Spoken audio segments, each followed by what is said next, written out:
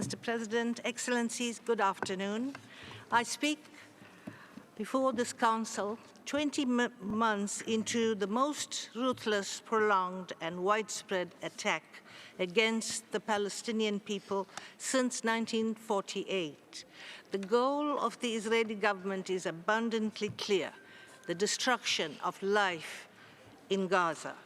For a year and a half now, our Commission has been investigating the violence in Gaza. We have seen constant escalation and more deaths and injuries. The violence has extended now into southern Lebanon, then Yemen, and now Iran. We have said in relation to violence in Palestine and Israel that security can only come with peace. We say that again now in relation to this new regional conflict involving Israel and Iran. Peace, justice, and respect for human rights are the only ways forward in which the peoples of the region can live in security.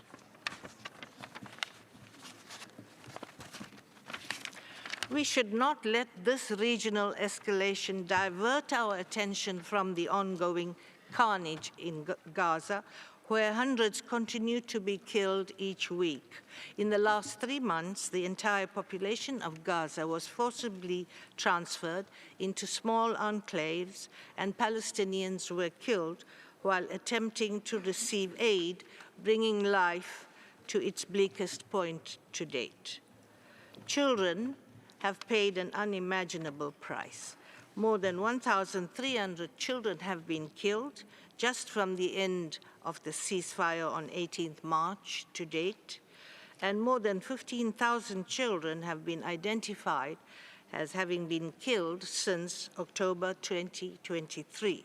These are not just intolerable numbers. Each child killed represents a past, a present, and a future that will no longer exist. Excellencies, the report before you today examines attacks on educational, religious, and cultural sites in the occupied Palestinian territory and in Israel. Our findings show that as Israeli security forces killed thousands of children, they also obliterated the education system in Gaza. More than 90% of schools and university buildings in Gaza have been damaged or destroyed, creating conditions where education for children has been made impossible.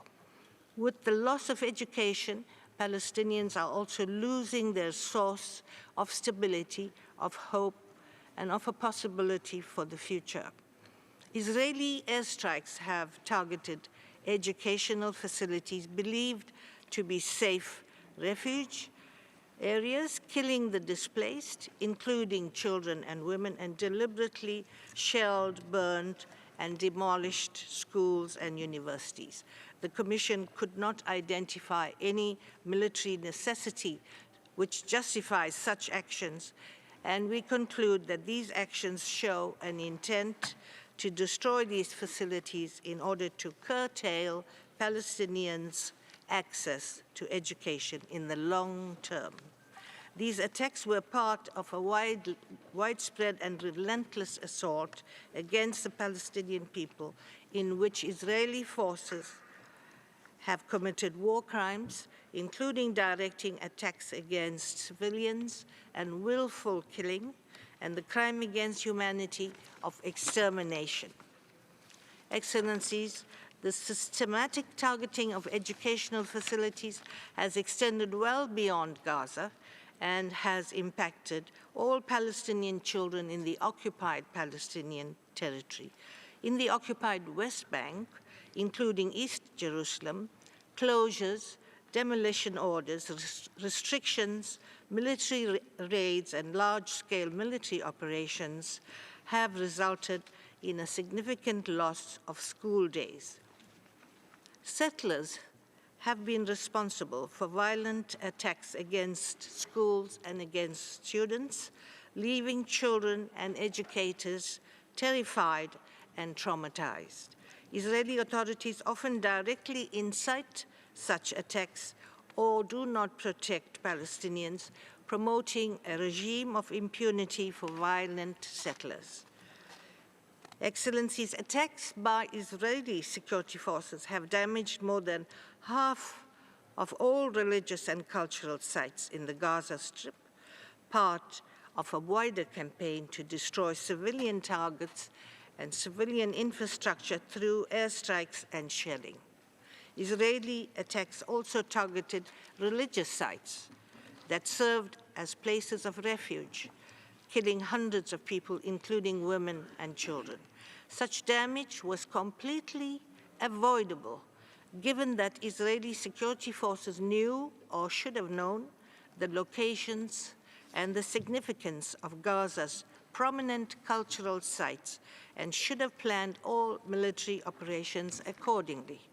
The damage to religious and historical buildings, monuments, and other tangible heritage has a cascading effect and deeply affects intangible cultural elements such as religious and cultural practices, memories, and history, undermining the identity of Palestinians as a people.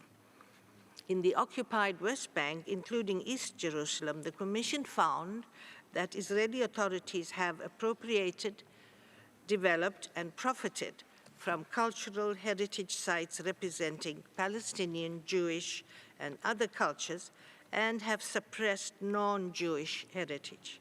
They displaced Palestinian residents from those sites, blocked or severely restricted Palestinians from accessing such sites, and conducted archaeological excavations leading to the creation of tourist attractions, which is unlawful under international law. Such actions deny the relationship of Palestinians to the land's heritage and history. Israel has been using cultural heritage and settlements as leverage for its unlawful territorial claims in the occupied West Bank, in flagrant defiance of multiple United Nations resolutions and the 2024 advisory opinion of the International Court of Justice. Excellencies, we have repeatedly requested the Israeli authorities to grant us immediate, unimpeded access to the occupied Palestinian territory, including Gaza, in accordance with our mandate and the order of the International Court of Justice of 24th May 2024. Israel has ignored all of these requests. The Commission reiterates its call for a complete and unconditional cessation of hostilities. We demand an immediate and full end to the siege imposed on Gaza and the release of all those arbitrarily detained, including all hostages, both Israeli and Palestinian. Attacks against educational, religious, and cultural sites must stop immediately. All parties must ensure the protection, preservation, and development of cultural heritage sites representing Jewish and Palestinian cultures alike. Excellencies, we have emphasized on several occasions that atrocities committed by one side do not justify those committed by the other in reaction. All those who have committed atrocities must be brought to justice and held fully accountable. We have also noted that the October 7th attacks against Israel and Israel's subsequent attacks on Gaza were preceded by decades of violence and retribution, dispossession, unlawful occupation, and denial of the Palestinians' right to self-determination. The extensive physical destruction of Gaza, the dismantling of its educational and healthcare systems, the destruction of housing and infrastructure, and the targeting and destruction of heritage sites, including limiting of access to those sites and the erasure of their heterogenic history, are intended to erode Palestinians' historical ties to the land and weaken their collective identity, thereby hindering their right to self-determination. In line With the advisory opinion of the International Court of Justice, the Commission emphasizes that all member states, individually and collectively, and the United Nations, are under a legal obligation to work cooperatively to bring to an end the unlawful occupation and ensure the Palestinians' right to self-determination. The Commission strongly supports the resolution adopted by the General Assembly last week, condemning the use of starvation as a weapon of war, demanding a full lifting of the Israeli blockade on humanitarian aid, and insisting on the protection of civilians under international law. It is incumbent on all states to act resolutely to end the slaughter and stop the atrocities. Thank you, Mr. President.